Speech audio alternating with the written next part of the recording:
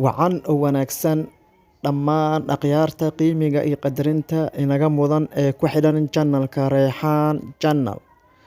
Ku soo dhawaada mar kale iyo muuqaal kale oo cusub. Caawana waa habeenimo Jimco ay soo galayso, taariikhduna waxa ay ku asteysan tahay 9-ka bisha February sanaduna waa 2023. Ku soo dhawaada mar kale iyo barashada luqadda Carabiga. Caawana waxaynu soo qaadanaynaa oo aynu baranaynaa qaar ka mid ah xayawaanaadka magacyadooda inaga oo ku baranayna luqadda Carabiga. Xayawaanka ugu horeeya waxaa la yiraahdaa qunfudun. Qunfudun waa kuuley cali banjar sida Soomaalidu u taqaano, gaar ahaan reer koonfurka. Qunfudun kuuley cali banjar waa. Dafdacun waa rah ama rako. Dafdacun waa rako ama rah. Waa xayawaankaas aad u jeedaan muuqaalkiisa oo berigana ku noolaan kara, biyahana ku noolaan kara, ayaa waxaa la yiraahdaa dafdacun, waa rah ama rako. Qirdun. Qirdun waa daanyeer. Qirdun daanyeer waa. Waa xayawaankaas dadka la noolaan kara ee lagu arki karo meelaha magaalooyinkana lagu arki karo, meelaha miyigana ama baadiyahana ku sugan. Qirdun waa daanyeer. Arnabun waa bakayle. Arnabun bakayle waa. Waa xayawaankaas aad u jeedaan muuqaalkiisa ee dhagahaas dhaadheerka leh. Arnabun waa bakayle. Sulxafaatun waa diidiin. Sulxafaatun waa diidiin. Xayawaankaas aad ku aragteen magaalooyinka ee sidaa u socda ee korkana qolofta adag ay ka saaran tahay. Sulxafaatun waa diidiin. Dabcun waraabe. Dabcun waraabe waa ama dhurwaa.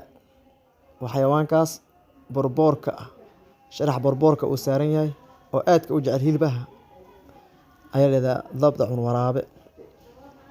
Maacizun waa eri cadka. Maaciz ariga cadka waaye ayaa la yiraahdaa maaciz, waa ariga cad. Fahdun waa haram cad. Fahdun haram cad waaye. Xayawaankaasi waaye dugaagga ah ee ugaarsiga wax ugaarsada ayaa la yiraahdaa fahdun haram cad. Waa sharaxaadda leh ayaa la yiraahdaa fahdun. Fiilun maroodi.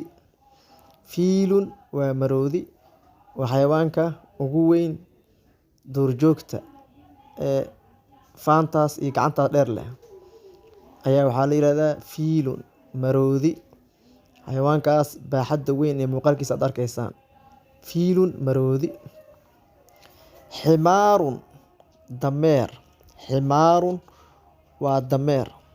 Waa xayawaankaas dadka reer magaalka qaarkoodna ay adeegsadaan, dadka reer miyigana si weyn ay u adeegsadaan. Ximaarun dameer waa. Ximaarun waxshiyun dameer farow waa. Ximaarun waxshiyun dameer farow. Waa xayawaankaas quruxda badan ee sharaxaadda leh, midabkaas cadaanka iyo madowga leh ee duurjoogta ah. Xisaanun faras waa. Xisaanun faras. Waa xayawaankaas orodka badan ee reer magaalku aad u isticmaalaan. Xisaanun faras gaar ahaan waa midka labka ah ee fardaha ka mida. Jamalun waa geela. Jamalun geela. Waa xayawaankaas aad arkaysaan oo Soomaalidu aadkay u jeceshahay oo muuqaalkaas leh.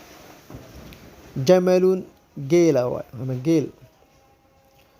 Ghazaalun waa deero. Ghazaalun deero waa. Waa kaa aad u jeedaan xayawaankaas ee yar ee dhuuban ee orodka badan ayaa la yiraahdaa ghazaalun deero ee duurjoogta ah. Ghazaalun waa deero. Thaclabun dabaco waa. Thaclabun dabaco. xayawaankaas duurjoogta ah ee sheekadooda aad u maqasheen ayaa la yidhahdaa thaclabun. Dabaco, thaclabun dabaco. Nimrun waaye shabeel. Nimrun shabeel.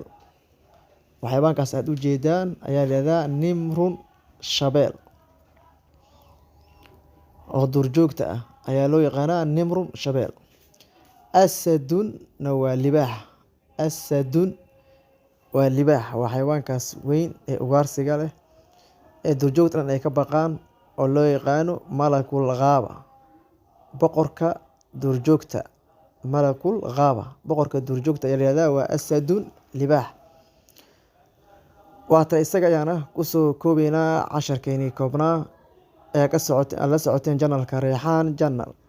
Dhammaantiinaba aad u mahadsantihiin daawasho wacan ka faa'iidaysi habboon intaan ku kulmi doono casharkan casharka xiga. Waxaan ka tegaynaa dhammaantiinba nabadgelyo. Wassalaamu calaykum waraxmatullaahi wabarakaatuh.